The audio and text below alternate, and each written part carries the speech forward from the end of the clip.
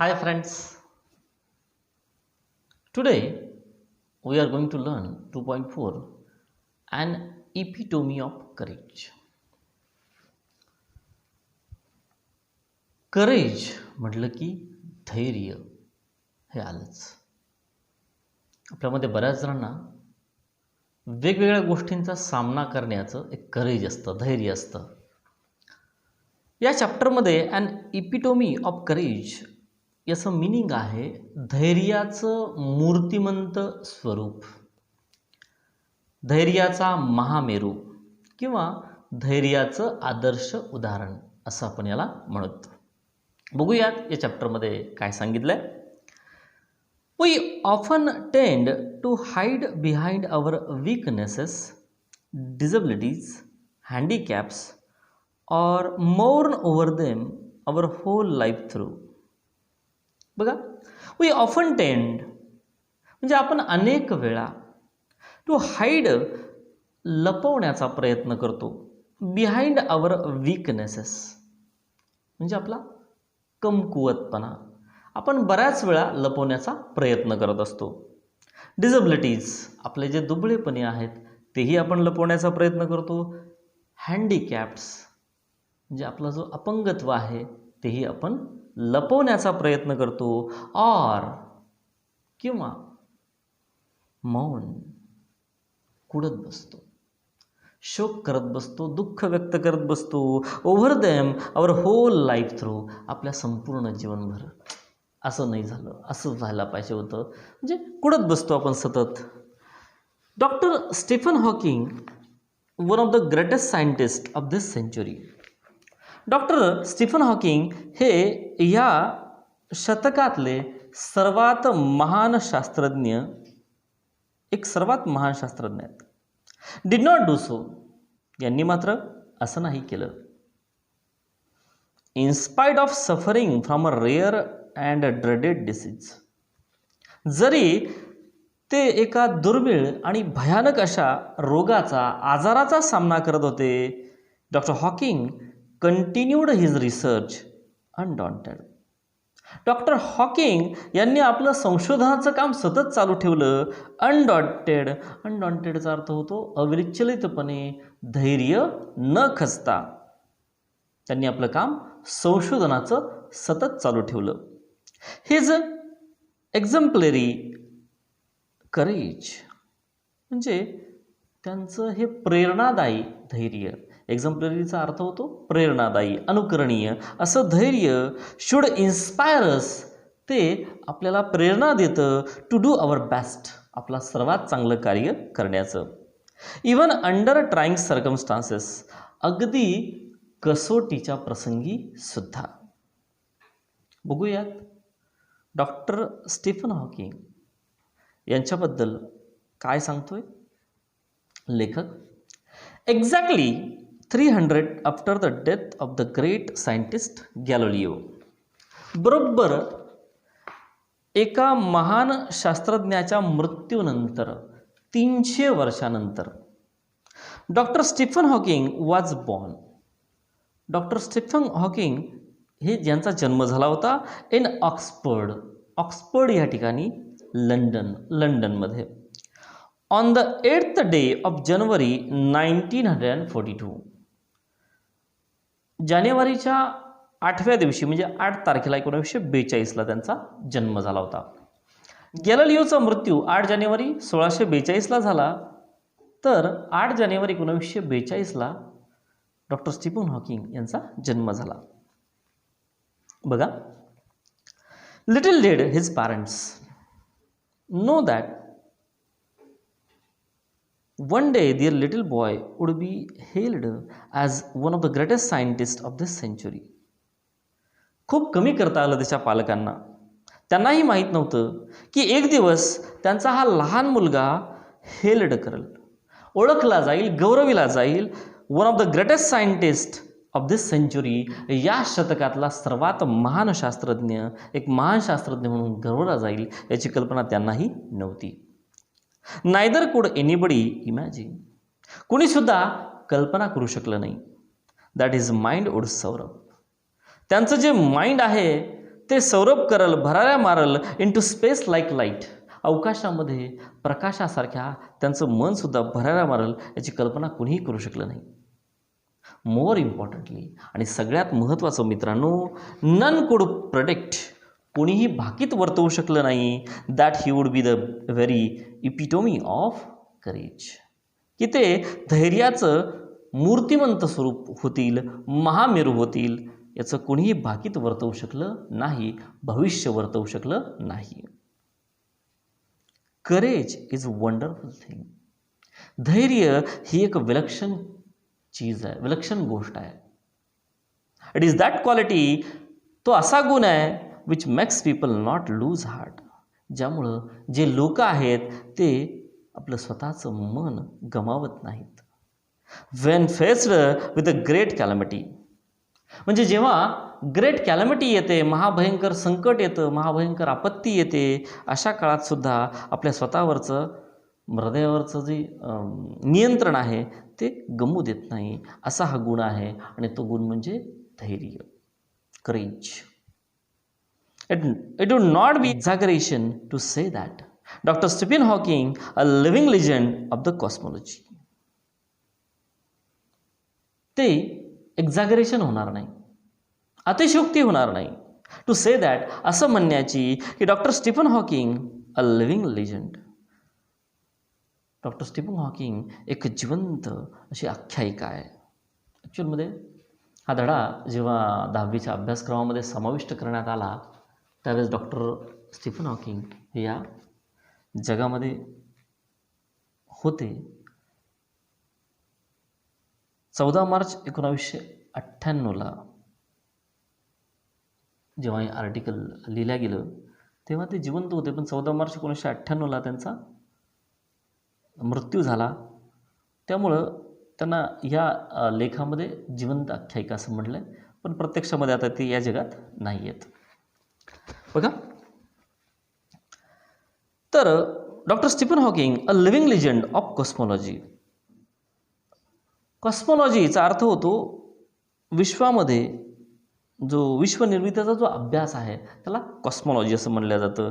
तर कॉस्मॉलॉजी संदर्भात ती एक जिवंत आख्यायिका आहे. Is a very पर्सॉनिफिकेशन of courage and hope. आणि त्यांनी जो कॉस्मॉलॉजी संदर्भात अभ्यास केला आहे तर ते एक इपुटम आहेत, पर्सॉनिफिकेशन आहे, अतिशयोक्ती आहे धैर्याचं आणि आशेचं. ॲक्सेप्ट हिज माइंड, त्यांच्या माइंड व्यतिरिक्त हिज होल बॉडी आणि संपूर्ण शरीराव्यतिरिक्त is bound to a wheelchair. त्यांची जी पूर्ण माइंड होतं आणि त्यांचं पूर्ण जे शरीर होतं हे एका व्हीलचेअरला बांधलेलं होतं. Thanks to a cruel quake of fate. आभार व्यक्त करावे लागतील त्या दैवाच्या विक्षिप्ततेचे की त्यांचं शरीर, त्यांचं माइंड हे त्या व्हीलचेअरला बांधलेलं होतं. Yet he is one of the greatest scientist of this century. आणि असं असतानासुद्धा ते या शतकातले सर्वात महान शास्त्रज्ञ म्हणून गणले गेले. ॲन ॲव्हरेज चाइल्ड, ते जेव्हा एक मूल होते ते सर्वसामान्य मूल होते. Stephen grew up to be a very normal teenager. त्यांचं जे किशोर वय आहे ते सुद्धा सर्वसामान्यच गेलं. फुल ऑफ मिस्चिफ, खोड्यांनी भरलेलं. तुम्ही खोड्या करता ना? खोटं बोलू नका. And lots of love for music. आणि त्यांचं संगीतावरही खूप प्रेम होतं.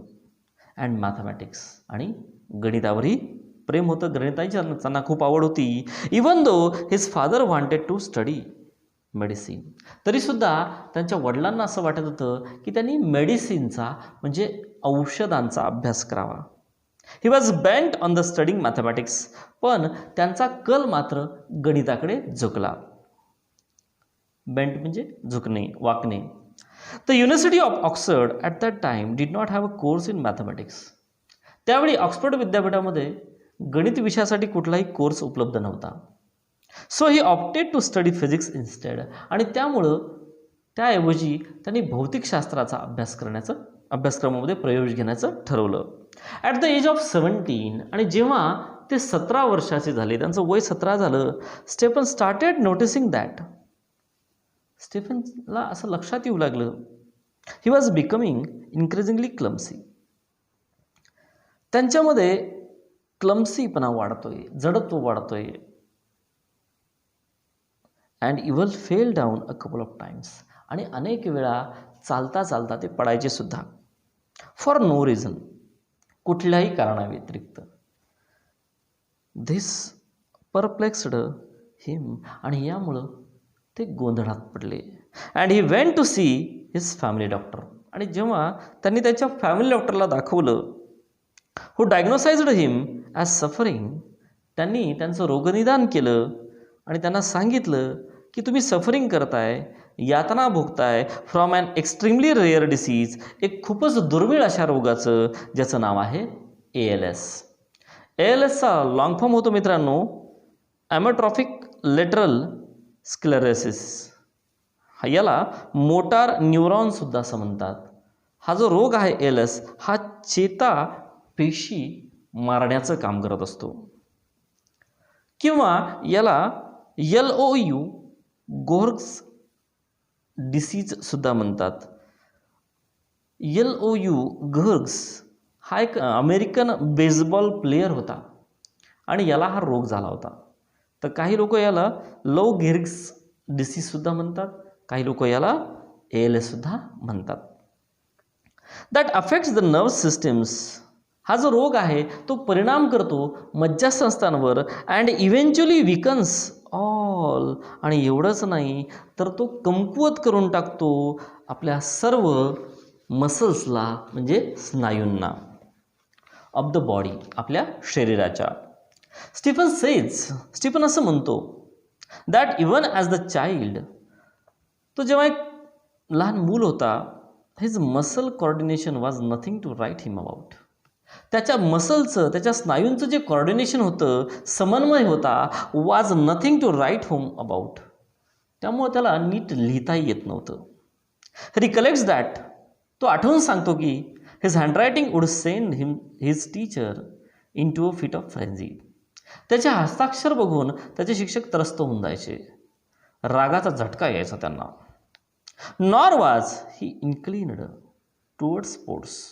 एवढंच नाही तर त्याला स्पोर्ट्समध्ये म्हणजे खेळामध्ये सुद्धा इन्क्लिन्ड नव्हतं, म्हणजे रुची नव्हती, आवड नव्हती. Nevertheless this disease came as a bolt from the blue. हा जो आजार आहे, हा आजार त्याच्यासाठी वज्राघात होता, हादरवून टाकणारा होता. बरोबर. आता वज्राघात म्हणजे काय, हादरवून टाकणं म्हणजे काय. तर अचानक एखादी महाभयंकर गोष्ट स्वतःबद्दल आपल्याला माहिती पडते. फॉर एक्झाम्पल, सर्वसामान्य डोकं दुखतं म्हणून तुम्ही दवाखान्यात दाखवायला गेले आणि डॉक्टरनं सांगितलं ब्रेन ट्यूमर झाला, काय होईल? वज्राघात पडल्यासारखा भास होईल तुम्हाला. How much time he had left on this planet was very uncertain. तो किती कालावधीसाठी या प्लॅनेटवर, या ग्रहावर राहील हे सुद्धा अनिश्चित होतं. द प्रोग्नोसिसचा अर्थ होतो मित्रांनो रोगाच्या संभाव्य चढउताराचे कारणाचे पूर्व निदान. जे होतं वॉज बॅड, ते वाईट होतं. अँड द डॉक्टर सेड, आणि डॉक्टरांनी सुद्धा सांगितलं होतं they could not do much, ते काही जास्त करू शकणार नाहीत. अनडॉन्टेड, आणि मग खचून न जाता स्टेफननं ठरवलं टू कंटिन्यू हिज रिसर्च, आपलं संशोधन सुरू ठेवावं. अँड इवन गॉट एंगेज्ड अ जेन विल्डे. आणि एवढंच नाही तर तो जेन विल्डेसोबत त्याचा वांगनिश्चय झाला, तो एंगेज्ड झाला. म्हणजे 1964ला तो एंगेज्ड झाला आणि 1965ला त्यानं लग्नसुद्धा केलं जेन विल्डेसोबत. हॉकिंग सेज दॅट, हॉकिंग असं म्हणतो, ironic as it may sound, मला ते सगळं उपरोधक वाटत होतं. उपरोधकचा अर्थ होतो मित्रांनो विरोधी. फॉर एक्झाम्पल, पोलीस ऑफिसमध्ये, पोलिसांच्या कार्यालयामध्ये चोरी झाली, वाटतं की नाही उपरोधक? अग्निशामक दलाच्या गाड्या ज्या ठिकाणी उभ्या असतात त्याच ठिकाणी आग लागली, वाटतं की नाही उपरोधक? तर असं उपरोधक पण तो असं म्हणतो, it is at the dismal stage, म्हणजे या उद्वेजनक स्थितीमध्ये सुद्धा तो थोडंसं उपरोधक बोलतो. ही begin enjoying life the most. तो म्हणतो की या कालावधीमध्ये सुद्धा मी सर्वात जास्त जीवनाचा आनंद घेतला, उपभोग घेतला. This he says was because he started living life for the moment. तो असं म्हणत होता, याचं कारण होतं की तो या क्षणासाठी जीवन जगत होता. And continued his doctoral research work, आणि त्यानं आपलं सतत त्याचा डॉक्टरलचं रिसर्च वर्क चालू ठेवलं होतं, संशोधनाचं काम सुरू ठेवलं होतं. अँड रिन्यूड वैकर, आणि नव्या जुवानं हे काम सुरू होतं. रिन्यूड विगन हे काम सुरू होतं. इन द मीन वाईल, याचाच अर्थ the disease work its way into Stephen's body. हा जो आजार आहे तो स्टेफनच्या शरीरावर काम करत होता. अँड लेफ्ट हिम डिसेबल्ड, आणि यामुळं तो डिसेबल्ड झाला होता, अपंग झाला होता. ही begin studying the concept of black holes, आणि म्हणून त्यानं जी संकल्पना आहे ब्लॅक होल्सची, कृष्णविवराची, त्याचा अभ्यास करायला सुरुवात केली. कृष्णविवर काय आहे ते बघायचं, बघा. बिना किसी झिझक के हम ये कह सकते हैं कि ब्लैक होल्स इस ब्रह्मांड के सबसे अजीब जगहों में से एक है. ब्लैक होल्स को अगर हम सिंपल भाषा में कहें तो ये स्पेस की एक ऐसी जगह है जहां की ग्रेविटी इतनी स्ट्रांग होती है कि कोई भी चीज इससे बच नहीं सकती, यहां तक कि प्रकाश भी नहीं. To get his PhD by this time, त्याची PhD मिळवण्यासाठी त्यानं त्याचं संशोधनाचं कृष्णविवराचं काम चालूच ठेवलं. PhD म्हणजे डॉक्टरेट. आता डॉक्टरेट म्हणजे PhD डिग्री मिळवणं म्हणजे डॉक्टरेट म्हणजे दवाखान्यामध्ये, हॉस्पिटल्समध्ये जे डॉक्टर औषधं देतात ती डॉक्टरेट नाही. तर PhDमध्ये एखाद्या विषयामध्ये शोध निबंध किंवा थेसिस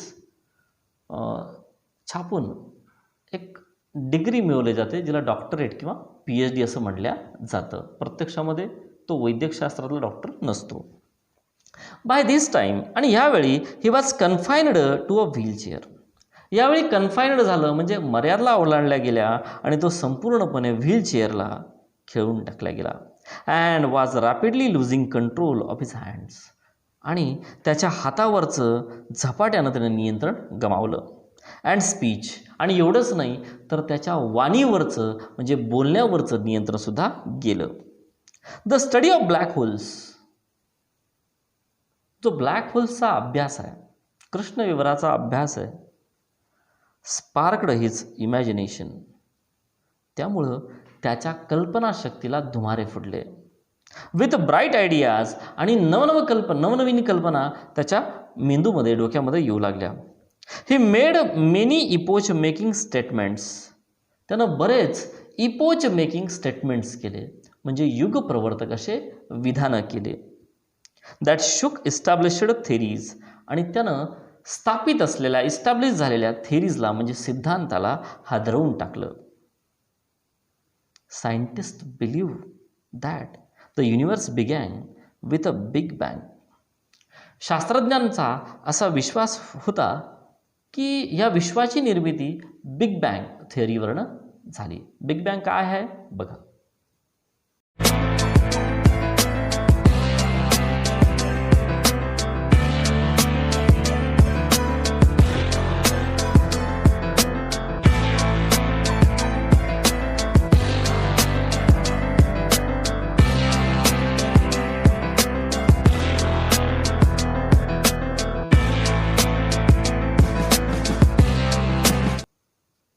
म्हणजे बिग बँग म्हणजे प्रचंड विस्फोटानंतर ह्या जगाची निर्मिती झाली, ग्रहांची, ताऱ्यांची निर्मिती झाली. To explain this concept better, आणि त्याची ही संकल्पना चांगल्या प्रकारे समजून सांगण्यासाठी Stephen invented what is known as Lie algebra. स्टेफननं शोध लावला लाय अल्जेब्राचा.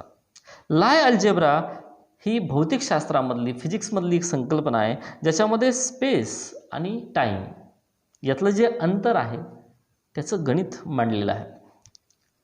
दो कन्फाइन्ड टू अ व्हीलचेअर, जरी तो व्हीलचेअरला म्हणजे त्याच्या व्हीलचेअरला खिळून असला गेला, with no control over his body, त्याचं स्वतःच्या शरीरावर नियंत्रणसुद्धा जरी नव्हतं, सेव फिंगर, त्याचं फक्त एक बोट जे आहे ते थोडं हालचाल करायचं, अँड विथ अ कम्प्युटर, आणि कम्प्युटरवर त्या एका बोटानं तो काम करायचा, to help him express his thoughts, आणि त्याद्वारे त्याला मदत मिळायची त्याचे विचार व्यक्त करण्यासाठी. Doctor Hawking is an authority on profound subjects. Doctor हॉकिंगकडं एक अथॉरिटी होती, एक अधिकार होता ऑन प्रोफाऊंड सब्जेक्ट्स, म्हणजे गहन विषयासंदर्भात, ऑफ सायन्स म्हणजे विज्ञानाच्या गहन विषयासंदर्भात जे ते एक अधिकारी होते. न्यूमरस ऑनररी डॉक्टरेट्स, त्यांना असंख्य मानद अशा डॉक्टरेट पदव्या मिळाल्या, अँड अवॉर्ड्स, आणि पारितोषिकंसुद्धा मिळाले, have been bestowed on him, ते त्यांना बहाल केले गेले, बिस्टोड केल्या गेले. He is a fellow of the royal society, ते रॉयल सोसायटीचे फेलो मेंबर होते, and a member of US national academy, आणि USच्या नॅशनल अकॅडमीचे सुद्धा ते सदस्य होते. Inspired of being considered Einstein's equal, या व्यतिरिक्त त्यांना आयन्स्टाईनच्या बरोबरीचं मानलं गेलं इन इंटेलिजन्स, बुद्ध्यांकाच्या बाबतीत, बुद्धिमत्तेच्या बाबतीत. Doctor Hawking is a very humble man, पण तरीसुद्धा डॉक्टर हॉकिंग एक विनयशील व्यक्ती होते. या ठिकाणी आहे हा शब्द दिला, इज वापरला आहे, कारण मी तुम्हाला सांगितलं की ज्यावेळेस सिलेबसमध्ये हा भाग इन्क्लूड झाला त्यावेळेस ते ह्या जगामध्ये होते, पण 1998ला ते मृत पावले. अ सिम्पल, ते एक साधे, डाऊन टू अर्थ मॅन, एक विनम्र असे व्यक्ती होते. He has authored many books, त्यांनी बरेच पुस्तकं लिहिले, dealing with his awesome ideas, ज्याच्यामध्ये त्यांनी सुंदर अशा कल्पना मांडल्यात. Keeping a layman in mind, म्हणजे सर्वसामान्य माणसाला आपल्या समोर ठेवून त्यांनी बऱ्याचशा कल्पना मांडल्या. His writing is full of wheat and humour, त्यांचं जे लिखाण आहे ते पूर्णपणे वीट म्हणजे विनोदांनी, आणि ह्युमर म्हणजे मार्मिकतेनं, म्हणजे त्यांची लेखनशैली ही विनोदी आणि मार्मिक होती. His style is so lucid, त्यांची लेखनशैली ही सुबोध लेखनशैली होती. That non scientist can also understand him, म्हणजे जे अवैज्ञानिक होते, सामान्य व्यक्ती होते, त्यांनासुद्धा ती कळायची. हिज बुक, त्यांचं जे पुस्तक आहे, a brief history of time, a brief history of time is one of the best selling books of our times, आपल्या काळातलं ते सर्वात जास्त विकल्या गेलेलं पुस्तक आहे. ऑन बिंग आस्क्ड, जेव्हा त्यांना विचारलं गेलं, how he feels about having the dreadful ALS, doctor Hawking तुम्हाला या भयानक ALS आजाराविषयी काय वाटतं, असं जेव्हा त्यांना विचारलं गेलं, the quintessence of optimism and hope, जे उत्कृष्ट उदाहरण होते, क्विटेन्सेन्स होते, आणि ऑप्टिमिझमचे म्हणजे आशावादाचे, अँड होप म्हणजे सकारात्मकतेचे, ते एक उत्कृष्ट उदाहरण होते. सेज, ते असं म्हणतात, not very different from the rest, इतरांपेक्षा मला वेगळं काही वाटत नाही. आय ट्राय, मी प्रयत्न करतो, and lead as normal a life as possible, आणि जेवढं शक्य होईल तेवढं सामान्यपणे जीवन जगण्याचा प्रयत्न करतो. And not think about my condition, मी माझ्या परिस्थितीचा विचार करत नाही. Or regret the things it prevents me from doing, किंवा खेद व्यक्त करत नाही ज्या मला प्रतिबंध घालतील काम करण्यापासून. विच आर नॉट मेनी, त्या काही जास्त गोष्टी नाही आहेत. Doctor Hawking firmly बिलीव्ज that, doctor Hawking यांचा पूर्णपणे विश्वास होता की इन द नेक्स्ट मिलेनियम, पुढील सहस्त्रकामध्ये, म्हणजे 1000 वर्षामध्ये, मिलेनियम म्हणजे 1000 वर्षांचा कालावधी, science will discover the core secret of the universe, जे विज्ञान आहे ते मूळ रहस्य शोधून काढल, इट्स ओरिजिन, त्याचा उगम शोधून काढल, इट्स हिस्ट्री, त्याचा इतिहास शोधून काढल, and may be even predict, आणि कदाचित भाकीत वर्तविल, भविष्य वर्तवतील, इट्स अल्टिमेट डिमेस, त्याच्या नाशाचं, त्याच्या अंतिम नाशाचं भविष्य हे विज्ञान लवकरच वर्तवल. लाईक डॉक्टर हॉकिंगसारखंच there are many people who display exemplary courage in their lives. असे बरेच लोक आहेत ज्यांनी आपल्या जीवनकालामध्ये अनुकरणीय असं धैर्य दाखवलं आहे. Let us salute all those brave people. अशा सर्व लोकांना आपण सल्यूट करूयात, who inspired of being disabled, जे अपंग असूनसुद्धा strive to do their best. त्यांनी अपंगत्वावर मात करून त्यांचं सर्वात चांगलं काम आपल्याला करून दाखवलं. हा होता मित्रांनो डॉक्टर स्टीफन हॉकिंग यांच्या संपूर्ण जीवनक्रमाच्या प्रवासामध्ये त्यांनी मांडलेल्या त्यांच्या विचारांचा आदानप्रदानांचा हा भाग होता. धैर्याचं मूर्तिमंत स्वरूप, धैर्याचे महामेरू, धैर्याचं आदर्शाचं उदाहरण डॉक्टर स्टीफन हॉकिंग होते. तुम्हाला हा व्हिडिओ आवडला असेल मित्रांनो तर नक्कीच सबस्क्राईब करा, शेअर करा, लाईक करा आणि भेटूत. बाय.